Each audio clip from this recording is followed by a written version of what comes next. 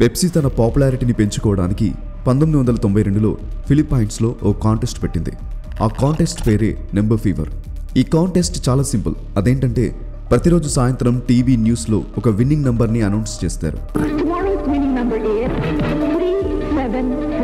ఒకవేళ మీ దగ్గర ఆ నెంబర్ ఉన్న పెప్సీ బాటిల్ క్యాప్ ఉంటే 1 మిలియన్ పేసోస్ మీ సొంతం.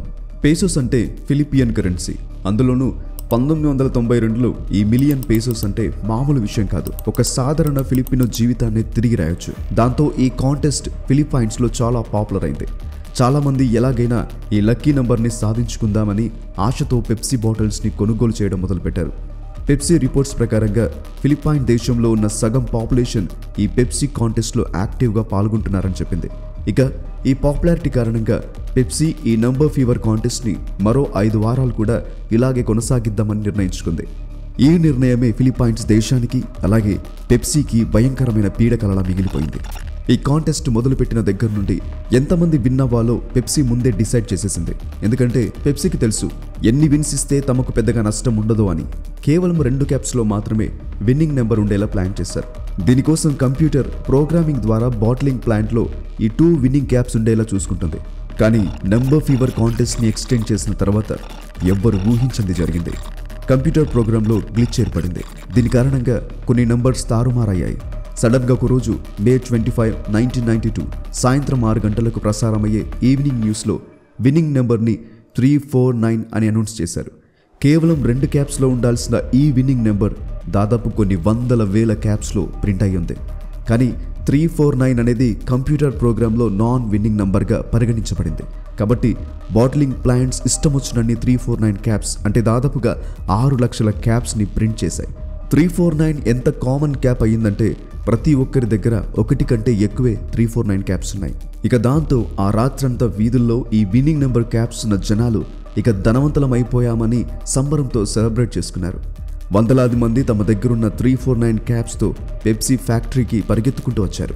ఈ రద్దీ వల్ల వెంటనే పోలీసులు ఫ్యాక్టరీని షట్ డౌన్ చేసి జనాలను బలవంతంగా వెళ్ళగొట్టాల్సి వచ్చింది. ఇక కంపెనీ కూడా రియలైజ్ అయింది చాలా పెద్ద చిక్కుల్లో పడ్డామని. వెంటనే పెప్సీ ఎగ్జిక్యూటివ్స్ ఏదైనా సొల్యూషన్ని కనిపెట్టి తీరాలని ఆ మధ్యరాత్రి మీటింగ్ ఏర్పాటు చేసుకున్నారు. ఒకవేళ విన్నింగ్ క్యాప్ ఉన్న ప్రతి ఒక్కరికి వాళ్ళు చెప్పినట్టుగానే 1 మిలియన్ పేసోస్ ఇస్తే కొన్ని $1 బిలియన్ నష్టం వచ్చి కంపెనీ పడిపోతుంది. కాబట్టి దానికి బదులుగా పెప్సీ ఎగ్జిక్యూటివ్స్ కంప్యూటర్ మీద బ్లేమ్ వేసి ప్రతి విన్నింగ్ క్యాప్కి 500 పేసోస్ని ఇస్తామని ప్రకటించారు. 500 పేసోస్ అంటే దాదాపు $18. అంటే ఇది వాళ్ళు చెప్పిన ఒరిజినల్ ప్రైస్లో 0.05% మాత్రమే. కొంతమంది ఈ ఆఫర్ని యాక్సెప్ట్ చేసిన చాలామంది ఈ ఆఫర్ రిజెక్ట్ చేసి ముందు కంటే ఎక్కువ కోపంతో ఉన్నారు. కంప్యూటర్ ఎర్రర్ని వాళ్ళు అస్సలు పట్టించుకోకుండా పెప్సీ $multi billion కంపెనీ అని భావించారు. కాబట్టి ఖచ్చితంగా వాళ్ళకి అనౌన్స్ చేసిన ఒరిజినల్ అమౌంట్ రావాలని పట్టుబట్టారు. కానీ పెప్సీ వెనక్కి తగ్గలేదు. దాంతో వాయిలెంట్ ప్రొటెస్ట్ స్టార్ట్ అయింది. దీనివల్ల 5 చనిపోయారు. డజన్స్ ఆఫ్ పీపుల్ గాయపడ్డారు. 349 విన్నర్స్ అందరూ పెప్సీ ఫ్యాక్టరీలోకి చొరబడి కిటికీల నుండి కాక్టైల్స్ని విసిరేశారు. పెప్సీ ట్రక్స్ మీద బాంబుల దాడి చేశారు. ఇక ఆ తర్వాతి సంవత్సరం ఈ విన్నర్స్ ఎవరైతే ఉన్నారో వాళ్ళు కొంత ఆర్గనైజ్డ్ అప్రోచ్ ద్వారా పెప్సీతో ఫైట్ చేద్దామని పెప్సీ పైన లీగల్ యాక్షన్ తీసుకున్నారు. 349 విన్నర్స్ అందరూ కలిసి కోయిలిషన్ 349గా ఒక గ్రూప్ ఏర్పాటు చేసుకున్నారు. ఆ గ్రూప్కి లీడర్గా ఒక లోకల్ ప్రీచర్ అయిన డెల్ ఫెయిరో అనే వ్యక్తిని లీడర్గా ఎంచుకున్నారు. పెప్సీ పైన $400 మిలియన్ దావా వేయడానికి ఇతను విన్ అయిన 8,349 మందిని పోగు చేసి గ్రూప్ తరపున కేసు పెట్టాడు. 1992లో చెలరేగిన ఈ సంఘటన 1993 వరకు కొనసాగింది. ఇక ఇది ఇలా ఉండగా న్యూస్ పేపర్స్లో ఓ న్యూస్ సర్క్యులేట్ అవ్వడం స్టార్ట్ అయింది.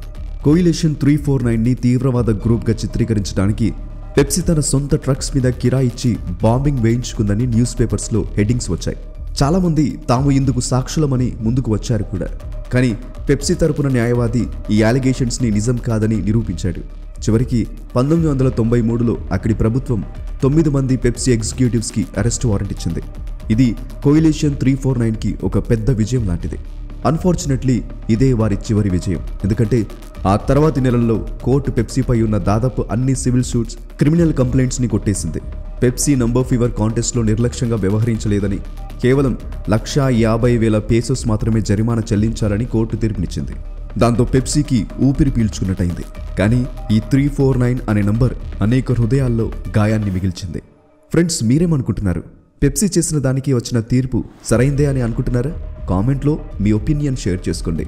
ఈ వీడియో మీకు నచ్చింది అని అనుకుంటున్నాను. మరొక ఇంట్రెస్టింగ్ టాపిక్తో నెక్స్ట్ వీడియోలో మళ్ళీ కలుద్దాం. Thank you for watching.